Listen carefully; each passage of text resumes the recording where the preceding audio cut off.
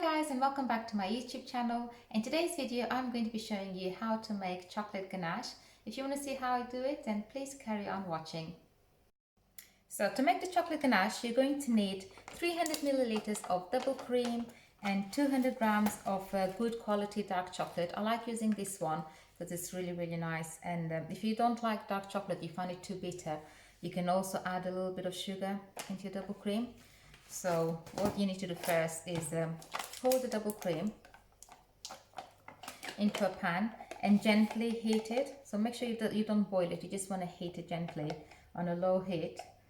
And if you want to add a bit of sugar, you can add a tablespoon or two of caster sugar if you don't like really strong dark chocolate.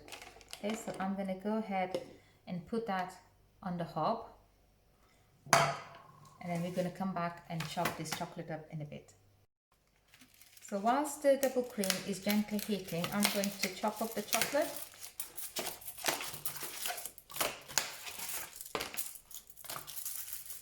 You could use milk chocolate if you wanted to, but I think chocolate ganache is it's quite rich and decadent, so using dark chocolate would be better than milk. Tidy that up. What you want to do is just chop up your chocolate. The smaller the pieces you have, the better it is, because it's, when you add the warm double cream on top of it, it's going to help the chocolate to melt quicker rather than having big chunks of chocolate. So just try to chop it as finely as you can and then place it into a bowl like that.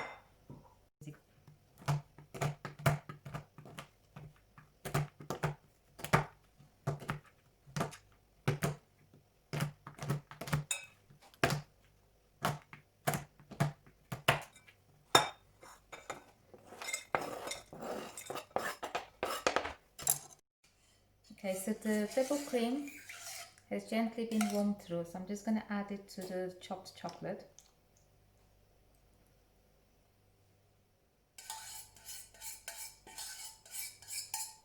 Move this out of the way, and then just stir it until all the chocolate has melted.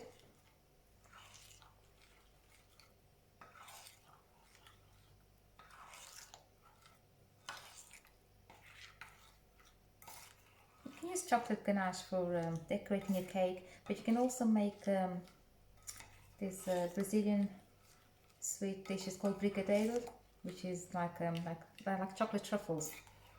You can make that as well with this recipe. So you just make the ganache, and then you can add flavorings to it. So you can add like vanilla flavoring, or you can add orange flavoring, any flavorings of your choice.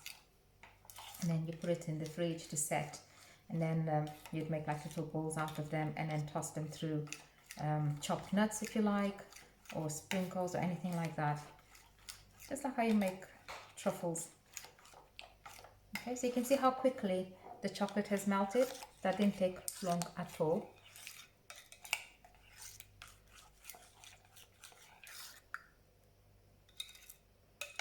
And smells really good as well. Okay, so that's done.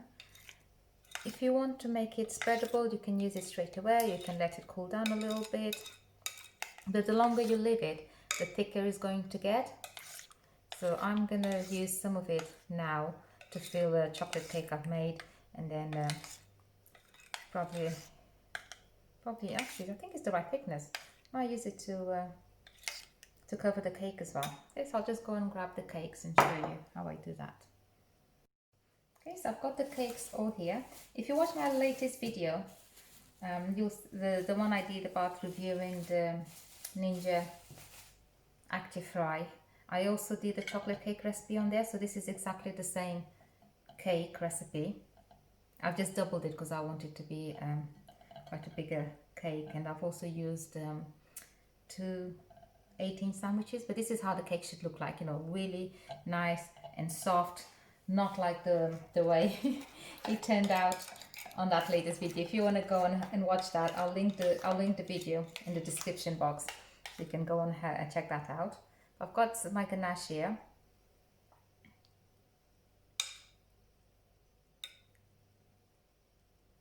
So I'm not going to let the ganache sit for too long because I want to use it straight away. So I'm going to add them in between the cake layers.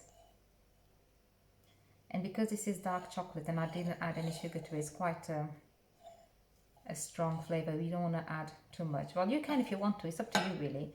But I know for my family, this would be enough. It's entirely up to you, isn't it? With recipes, you can customize it to however you guys want. I'll grab my other layer.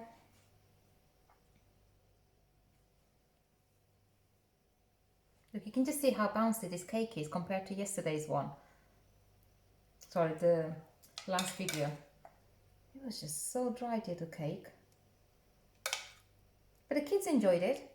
When the girls came back from school and college, they had some and they said it tasted fine. So I think I might have been a bit over dramatic and overreacted a little bit, but I don't know, the taste is there, but the texture of the cake, to me, it just didn't feel right. I think cake should feel just the way this one feels. Just gonna add a little bit more.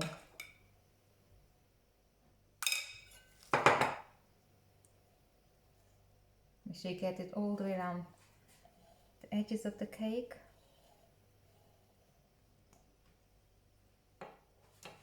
Grab my other layer. So I'm going to carry on and do the rest of the layers and we'll come back in a bit.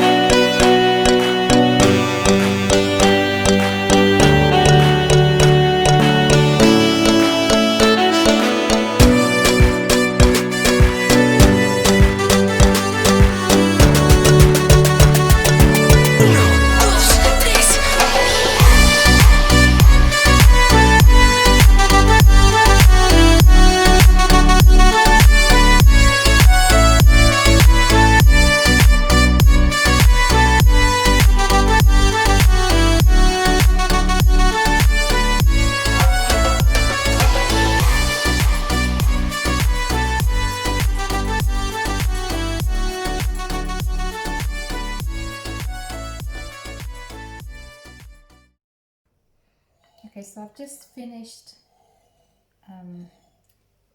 spreading ganache all over the cake.